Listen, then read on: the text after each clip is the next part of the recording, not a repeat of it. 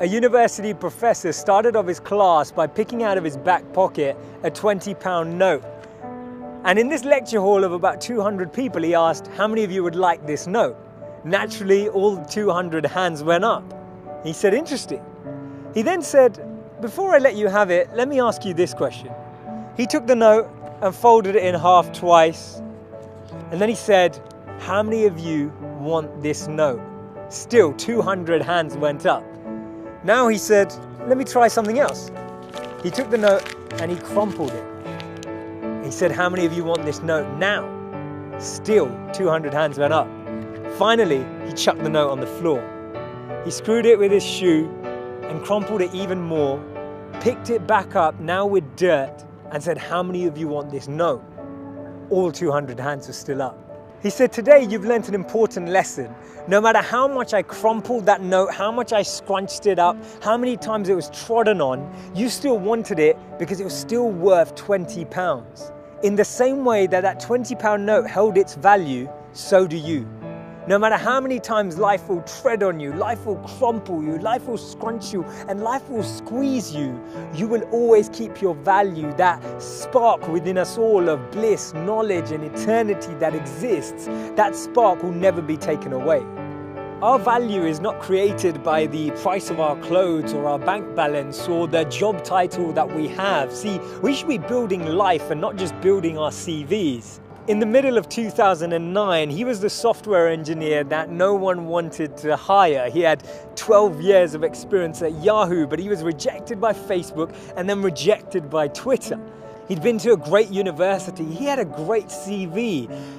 But he decided to team up with one of his alumni members at Yahoo and started to create an app and focus on the startup space. In 5 years' time, he sold that app for $19 billion to Facebook. Believe it or not, that was Brian Acton, the co-founder of WhatsApp. When he was rejected from Facebook, he said it was a great opportunity to connect with some fantastic people. I look forward to life's next adventure. When he was rejected by Twitter, he responded by saying, worked out, it was quite a long commute.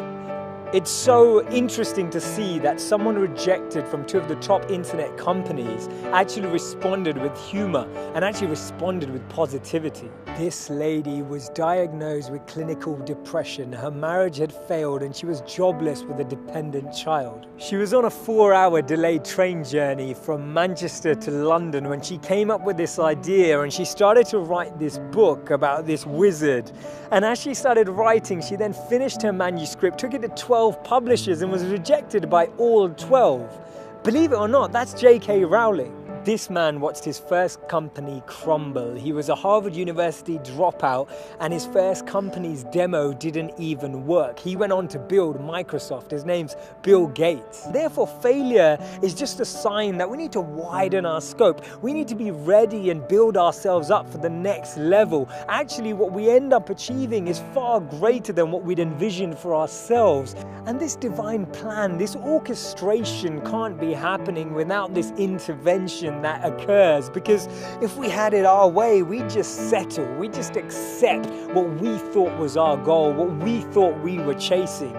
But actually, I've noticed that when you don't get that, later down the line, you look back and you reflect and realize that what you've gained is so much greater. Failures are only failures when we don't learn from them, because when we learn from them, they become lessons, and we actually extrapolate all of these teachings and actually get more insight into how we can improve the way we work and how we can actually drive with a different energy.